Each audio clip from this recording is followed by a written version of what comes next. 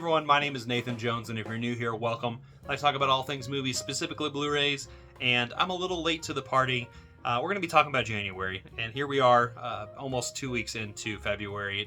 We're a little bit further in than I would like to admit to make a video. But regardless, I want to talk about January and kind of the films that I was able to watch. I was able to watch 30 things, which is kind of insane to think about, because I've kind of slowed down a lot when it comes to purchasing a lot of things, but I've been able to catch up a little bit on watching some of these titles, which is great. Honestly, it's been really wonderful. But I have been focusing on Magic the Gathering as well, which has been putting me in a financial situation as well.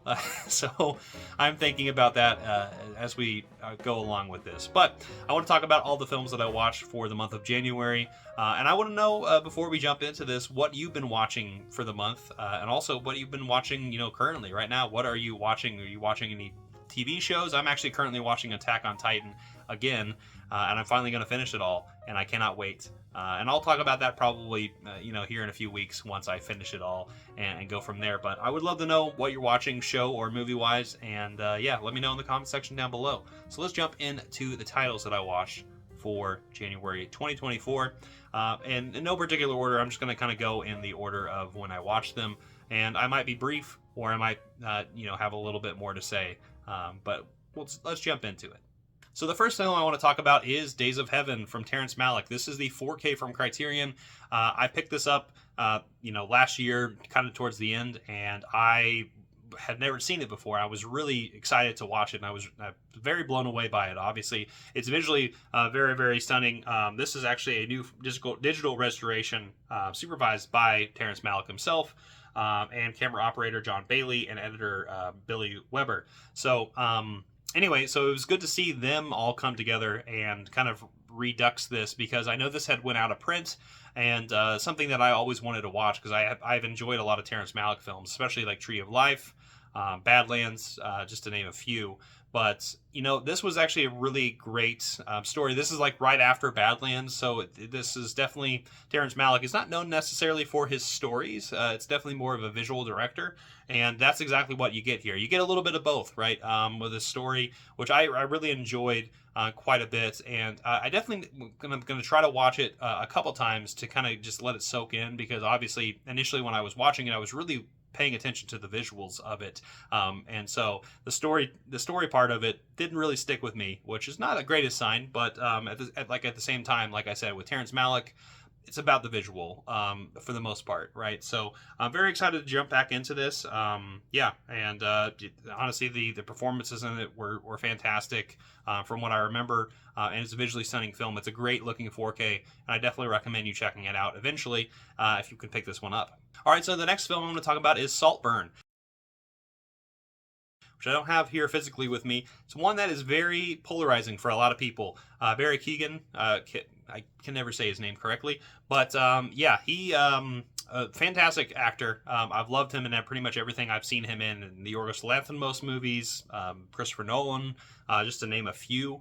But man, I thought this was a great looking film, and there was definitely parts that have made me really enjoy it. It reminded me of Cruel Intentions. If you've ever seen Cruel Intentions, it's a bad movie. It's really smutty is maybe the right word for it, but I had a really good time with it nonetheless. There was definitely I think a lot of the moments where maybe in my mind, I think this film may have had a tone issue, and I think that's where maybe some of my consternation comes from.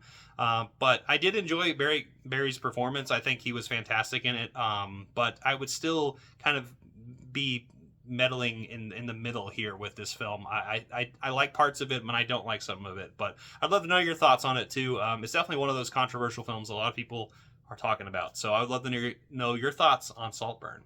All right, next I was able to also watch The Flash. I finally was able to watch this and see Michael Keaton again, right? That was probably the best part of The Flash, in my opinion, was that fan service, right? It's a story that I didn't really love that much. DC is definitely kind of hit or miss in terms of some of their output, and this was definitely almost this, I don't know, it wasn't a finished film, and that's kind of what it felt like. So that some of the animation was a little off, and I can definitely really see that. And there was some fun sequences as well. Of course, going back into, like I said, seeing Michael Keaton again in that role as Batman is quite impressive, honestly. But at the same time, it almost felt a little bit flat because of that. I don't know. It's just a shoehorn nostalgia, right? But at the end of the day, it's a fine movie. It's nothing to like go home about or anything like that. But I had a good time with it. It was a good, kind of evening movie I wanted to watch, kind of just as I was just lounging around. So the Batman, I just called it the Batman, the Flash. So I watched it finally, and yeah, some people need help still. So get some help, man. All right, next we're gonna move on to a show on Netflix. Actually, it was a four-part episode thing. It's Pokemon Concierge. I had a blast with this. This is like one of the most delightful little mini-series. It's a claymation animation show that is on Netflix. Like I said, you can watch it. It's like 20-minute episodes. It's literally just this girl. I can't remember her name off the top of my head. She comes to the island, and it's pretty much an island for Pokemon to come and just stay on vacation while their trainers are doing something else. And so people are just taking care of their Pokemon. And it was just a delightful film. I've liked Pokemon ever since it came into the North America in '98 when I had my first Game Boy, and so it's been with me my entire life, and I continue to love Pokemon. And something I don't really never talk about, but yeah, I was gonna say I had a really good time with Pokemon Concierge, and I really recommend it to a lot of people. If you have pretty much an hour and some change off for time, I would definitely check that out if you have yourself a moment. So it's really fun, it's really sweet, and it's just a charming little show. All right, so next we're going to go to another Criterion disc. It's Labomba. I finally watched this from 1987, one of my favorite film years. I think I've talked about this already a little bit, but I really, really enjoyed this story, and I had such a great time just getting engaged with the characters and just seeing Lou Diamond Phillips really capture this role as Richie Valens, which was a very tragic story, but at the same time a really heartfelt story as well. And seeing all of his friends and families, and pretty much his rise to fame and his fall, literally. It's not a good way to say that, but regardless, it's a great movie, and I'm really glad that Criterion put this out. I really, really enjoyed this. I think the performances was top notch. It's one of the best biopics, I would say, that I've seen in a long, long time. And this is the first time I watched it, so I had a really good time. Like I said, I've discussed this a little bit longer in length in previous videos, so if you are curious about that, go check that out. But yeah, I had a really good time with Labomba, and I hope you are able to watch this one as well. It's a great release from Criterion, and it looks really great too. Yeah, check it out. All right, so next we're going to move on to Vinegar Syndrome, to a 4K that I probably should have watched when I got it, but I finally watched it. I'm talking about From Beyond. Man, what a fun film. Stuart Gordon, H.P. Lovecraft's, From Beyond. What a crazy film. I also talked about this in the same video I talked about Labomba. I had just a blast with this movie. It's gross. It's parts Cronenberg. It's definitely Stuart Gordon though. Parts Cronenberg and I would say like John Carpenter, but like it's its own thing, and that's what makes this movie so much fun. It's just a science fiction movie gone wrong, right? And you see those implications, and I love the effects in this. This is one of the coolest effects decades, obviously, of the 80s. But yeah, this is a really great 4K, and I think the transfer is just really, really good. And I just really enjoyed seeing the people in this movie just go through the most insane things and seeing pretty much things that you don't see, but through the machine you're able to see these definitely little things that are about to come after you. So I don't know if I sold that, but if you've not seen From Beyond, definitely enjoy this 4K, because it's a stunner. It's probably one of the best releases of last year, and I'm just super glad I was able to pick this one up. So yeah, check it out if you've not seen it before. All right, so moving along to a classic. I finally upgraded to a 4K. I've seen this a few times, and I love it. It's a classic. It's Cool Hand Luke. Paul Newman's fantastic in this, and this is one of the best-looking 4Ks I've seen in a while. And it's just really fun to revisit this story because I mean it's a harrowing story, and it's a really heartfelt story too. And I think Paul Newman encapsulates this character in a very nuanced way, in a way that really you can almost put yourself in his shoes, because the way he like even ended up on this chain gang was pretty messed up, and pretty much like wrong place, wrong time kind of a thing. So, but yeah, it's a great story. It's a great story about overcoming adversity, and it's a classic. So yeah, check this 4K out if you've not seen it. Pick this one up. It's incredible. All right, so next we're going to go to another classic of mine. At least it's classic for me, right? It's a Kevin Smith movie. It's one of my favorites. It's Dogma. I have the Blu-ray. I think it's out of print, so if you can get this somehow, do it in some manner, or at least watch it somehow. You don't spend $1 million on this. Put this out on 4K or something. I don't know. But Dogma, super fun. Great Kevin Smith movie. I've been a fan of Kevin Smith for quite some time now, actually. This is actually one of the first films that I watched from him, but this was just really fun to revisit and see Matt Damon and Ben Affleck as just like complete assholes, which, you know, they made, I don't know, but it also was good seeing honestly Alan Rickman come back as an angel in this. It's really great. Chris Rock is great in it, of course. Salma Hayek, of course, is in here as well. And then, of course, you have Jason Lee and Kevin Smith. You got Jay and Silent Bob. They're just the fun duo here. But what a wild movie. And there's just a lot of really crazy things that go on in this one. Yeah, if you've not seen Dogma, this is definitely the Kevin Smith movie I would recommend people check out. It's got Buddy Jesus in it, and it's got a pretty loose plot, but more or less Matt Damon and Ben Affleck are fallen angels trying to get back into heaven, and they're going to do it by any means possible, usually by the opening of this Buddy Jesus church. So it's quite a funny movie. It's definitely a stoner comedy though, but if you like that stuff, check out Dogma. I was in a mood to rewatch a lot of classics from my childhood. The next one is School of Rock. I watched this on Netflix. I have the Blu-ray right here. Love this film. Richard Linklater did a really fantastic job with this movie. I think honestly I didn't really know it was a Richard Linklater film when it came out, obviously when I was younger. But just seeing Jack Black and all these kids really just kind of lift your spirit up. This is like one of those movies that you can watch, and if you're having like a bad day or just like a bad week, you can watch this movie and it like will just uplift your spirits, because it's literally just these kids who are just kind of, you know, in this prep school in this dour situation, and you see Jack Black, who is also in a very dour situation, more like you know, kind of take these kids and make he's faking a substitute teacher, and he's going to make this band to face off in the battle of the bands, but more or less in the process brings a lot of courage and confidence into the kids themselves, even though he did it, you know, in a way where he was lying to the system.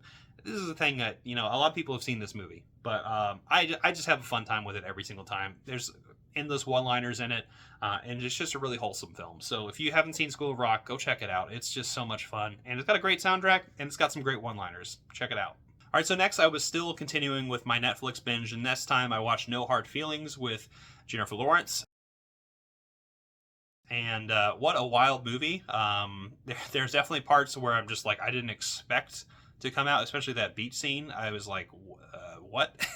But it's definitely it's a fun rom-com. It's definitely one that I think I'll have to rewatch again here, like, you know, in the future as like years progress, because I don't know, like these types of rom-coms, they don't really come around anymore, and so it's really strange to see a film like that and like, you know, with an A-list star like Jennifer Lawrence, and seeing it not do as well as you probably would like it to, because these films are not as common as they should be. But anyway, No Hard Feelings. It's a wild movie. It's a very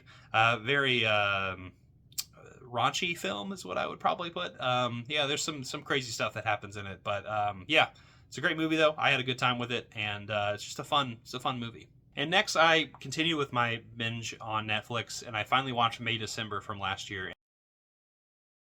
And I was very impressed. That movie is hilarious. It's dark. There's some sinister things going on in that movie.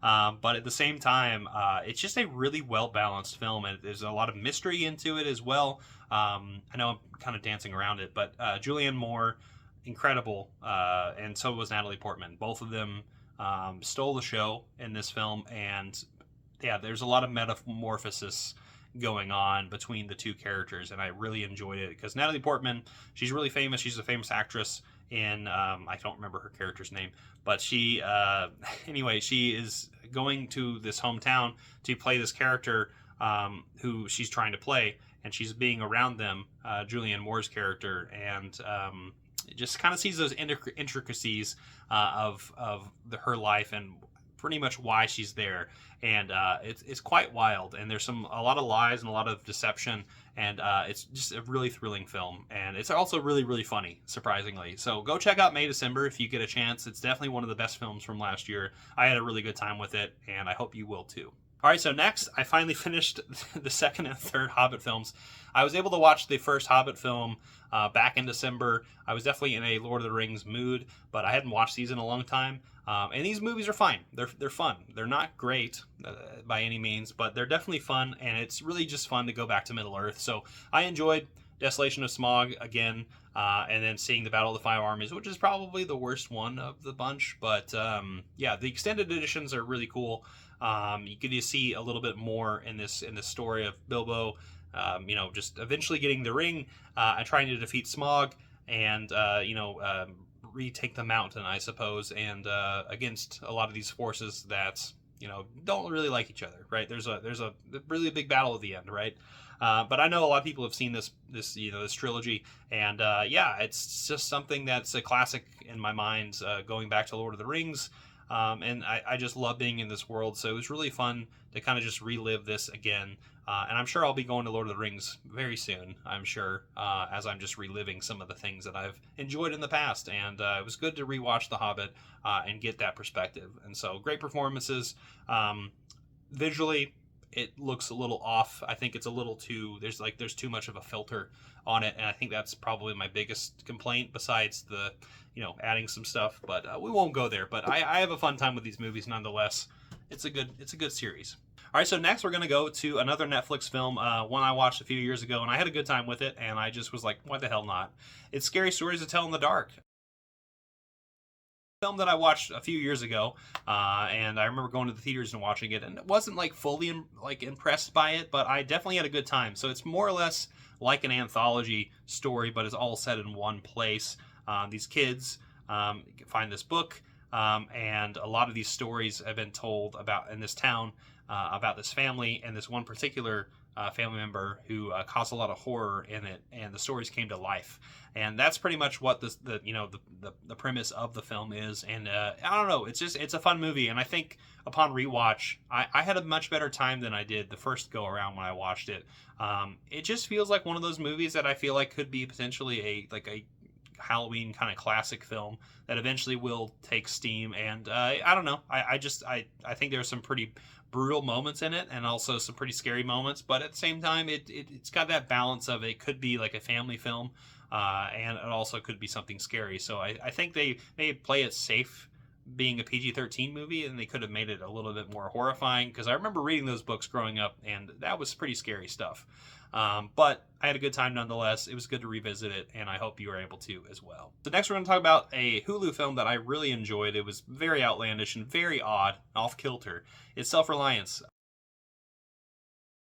Nick from New Girl is our main character. I am blanking on the name. I don't have it in front of me. But regardless, what an outrageous film.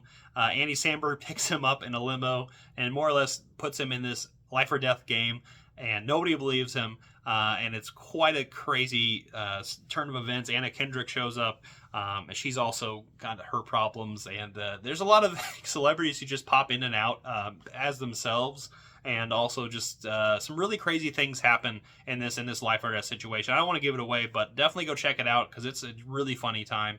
And a really good time as well. So check out Self-Reliance on Hulu. I had a really great time with it. Next is a film I finally was able to watch. It's Erin Brockovich. I've been wanting to watch this movie for some time. I've been wanting to pick this Blu-ray up for a long time.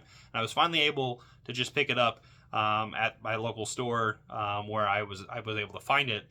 And yeah, I had a really good time just watching Julia Roberts in this character because this is an iconic character. Erin Brockovich is something I've heard growing up, just talked about a lot of the times. My mom actually talked about it quite a bit.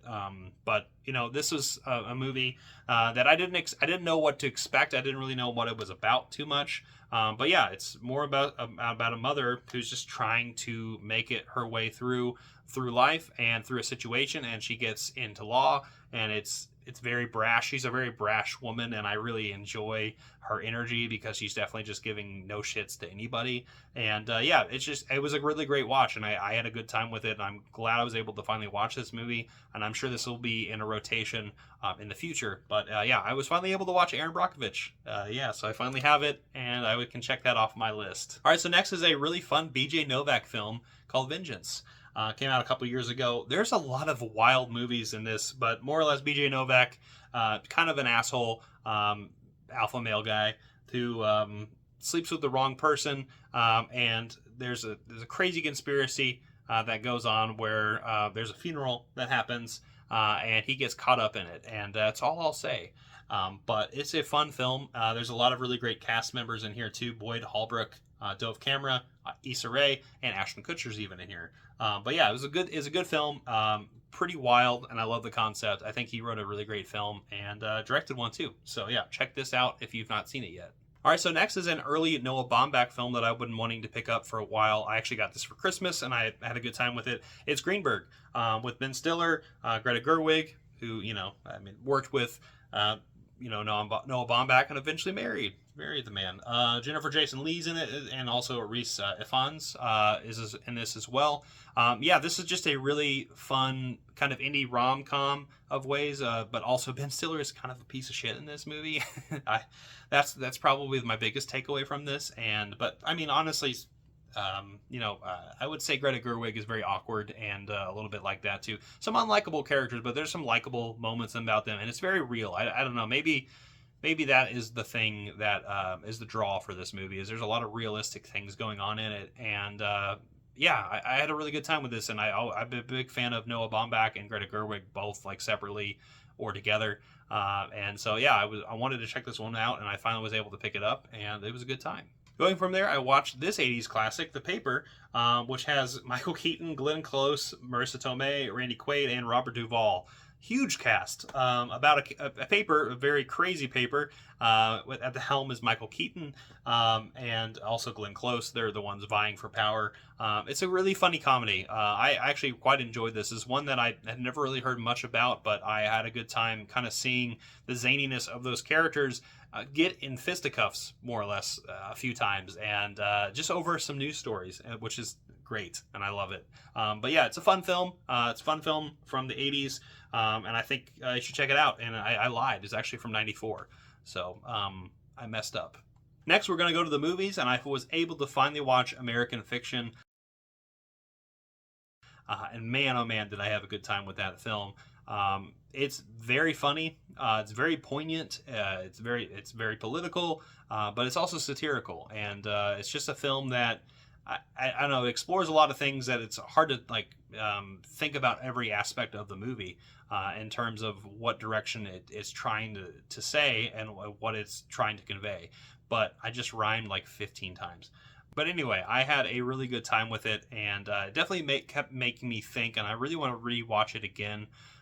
It's a very heartbreaking story, but at the same time, I love a lot of the directions that it goes. I know I'm being very vague about it, but I don't know. I think, if you watch it, or if anyone who has seen it would like to talk about it too, I would love to hear your thoughts on it. But I really enjoyed it, and I think it's going to win some awards coming up, and I think rightfully so. Moving on from there, we have A Private War, which I wanted to watch a few years ago.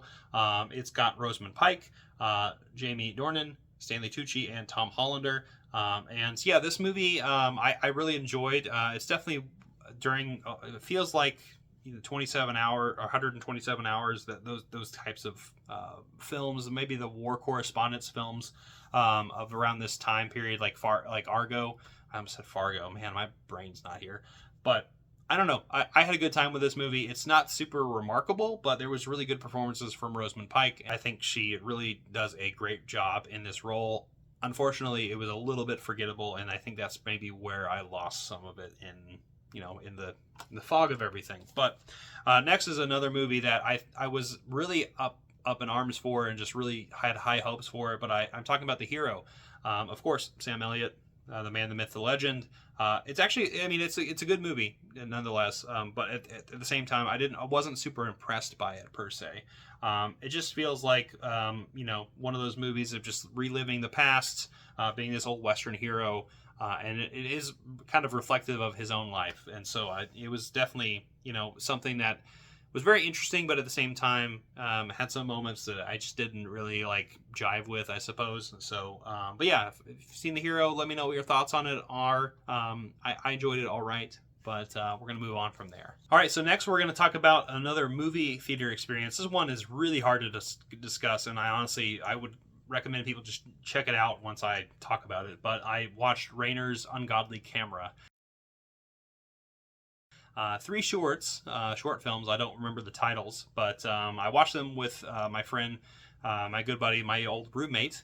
We went together and went one evening and watched those 3 films, those short films. And this is actually a companion piece to a main picture that I'll put right here. But yeah, it was a great visual feast, I would argue. But it's definitely some art house films that there's a lot of stuff going on. A lot of Norse mythology, a lot of capitalism, a lot of consumerism going on as well, a lot of fashion. And yeah, I don't know. There's a lot of themes going on for it, and I don't rightfully remember or could explain the things that I saw in that. And but it's definitely worth a watch, or at least to check out some of the images from those wild things. So it's ungodly indeed. All right, so next we're actually going to move to High Tension, a really great release from Second Sight that came out last year. And man, oh man, I don't know, this movie is just very violent. It's super violent. I think my friend Elliot covered this not too long ago and talked about how violent it is. I'm like, you know what? You're right. I didn't think about it that way. Maybe I've been so desensitized that this didn't really hit me as hard as it probably should have. But it is a crazy survival film with some really crazy things that happen in it that I won't give away, because it's definitely a movie you need to watch and kind of just explore yourself. But there's some really hard things to watch in this movie, indeed. There's some really hard scenes to see, some pretty gruesome things going on. But it's a slasher at the end of the day. So if you're into that kind of thing, definitely check it out.